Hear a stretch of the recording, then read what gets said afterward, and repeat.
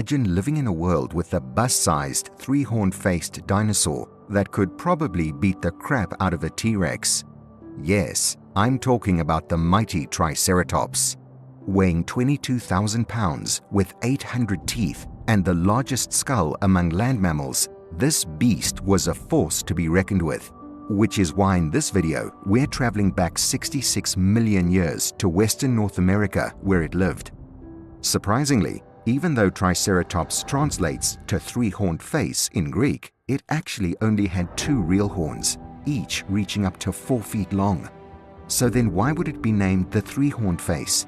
Well, what people might mistake for a third horn on its snout was more like a piece of soft protein called keratin, similar to our fingernails or hair. While it wouldn't have been much help in a fight, it certainly didn't put the Triceratops at a disadvantage. An adult Triceratops could stretch up to 30 feet long, stand 10 feet tall, and weigh a whopping 11 tons, which made it a bit larger than a full-grown male African elephant.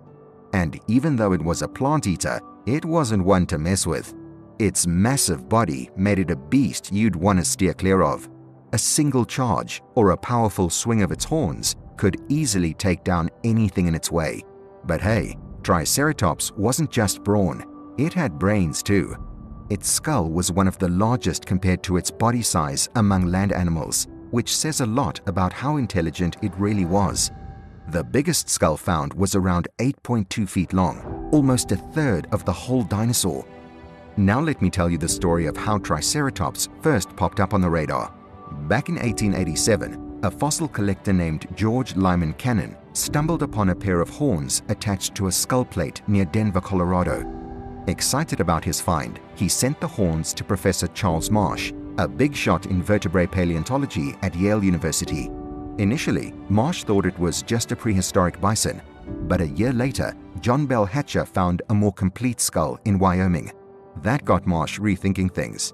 And voila, Triceratops was officially recognized. Later, the Canadian Triceratops scene got spiced up in 1921 when Charles Mortham Sternberg discovered the first specimen, and later, in 1946, another find in Alberta was added to the mix. Fast forward to 2014, a group of researchers took a deep dive into over 50 Triceratops skulls from Montana's Hell Creek Formation. They looked at where the fossils were in the rocks and correlated it with changes in skull structure. And it turned out that Triceratops might have evolved from one species into another over 1 to 2 million years. Triceratops had a robust skeleton with strong limbs, short hands with 3 hooves each, and short feet with 4 hooves each. The backbone included 10 neck, 12 back, 10 sacral, and approximately 45 tail vertebrae. The neck bones at the front were fused into a single cervical structure. Now, as far as their posture goes, despite early beliefs, Triceratops and its horned dinosaur pals didn't have legs sticking out to the side. Instead, they kept an upright stance during regular movement, similar to modern rhinos. Their weight was supported by the first 3 digits, with the other 2 being more like hang-around digits without claws or hooves. These sturdy legs allowed for decent movement, but Triceratops wasn't breaking any land speed records. It could trot or gallop, maybe hitting speeds up to 15 miles per hour in quick bursts. Triceratops also had some pretty cool skin, covered in big scales, some even reaching over 3.9 inches across, with pointy projections in the center. There's also a preserved piece of skin from its frill, made up of small polygonal basement scales. Now, let's talk about its neck. It was a bit odd, I gotta say.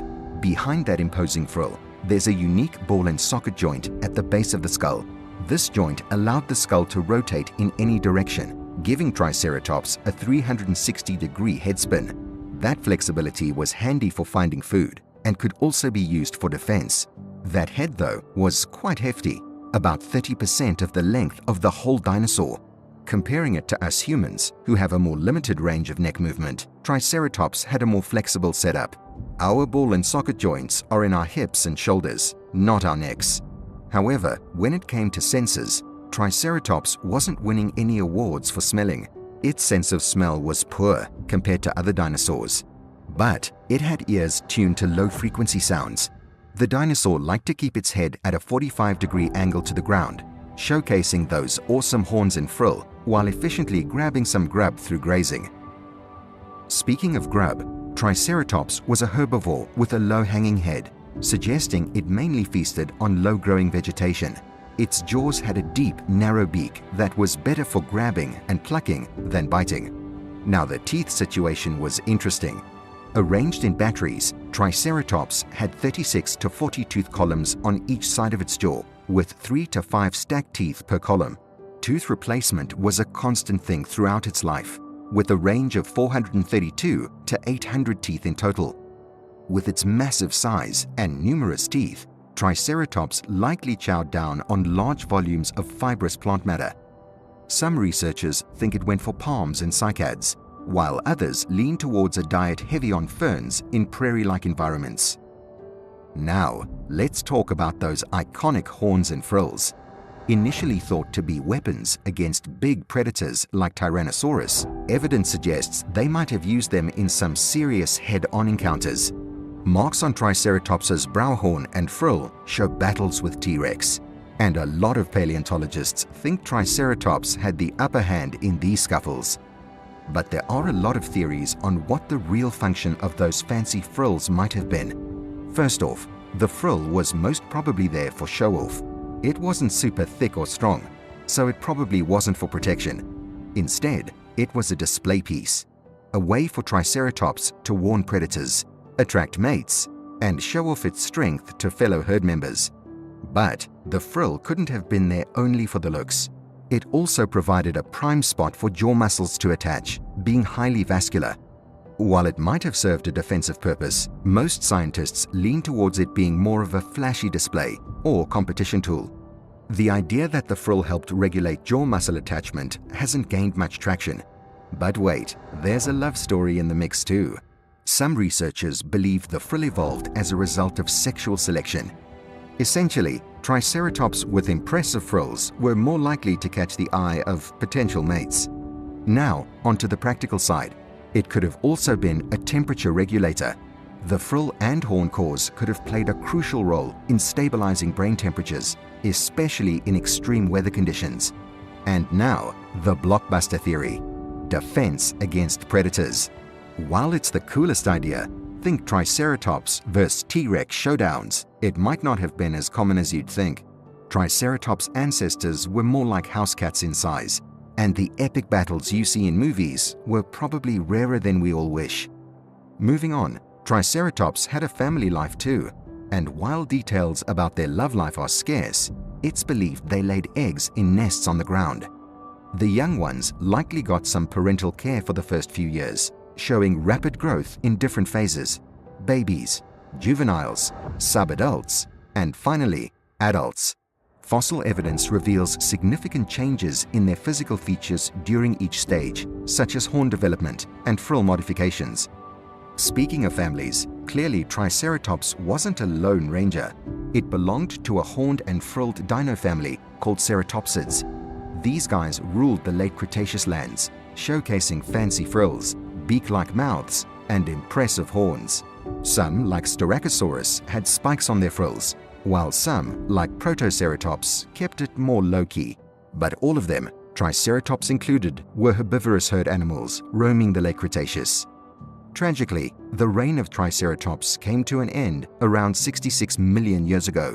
A colossal asteroid, approximately 7.5 miles wide, collided with Mexico's Yucatan Peninsula, causing an environmental disaster.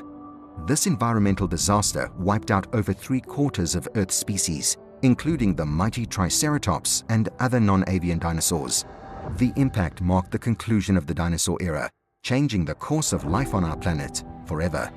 In the end, it's safe to say that Triceratops left an unforgettable mark on the late Cretaceous landscape of Western North America. From its robust body to its crazy mouth filled with teeth, it isn't a dino you'll be forgetting about anytime soon.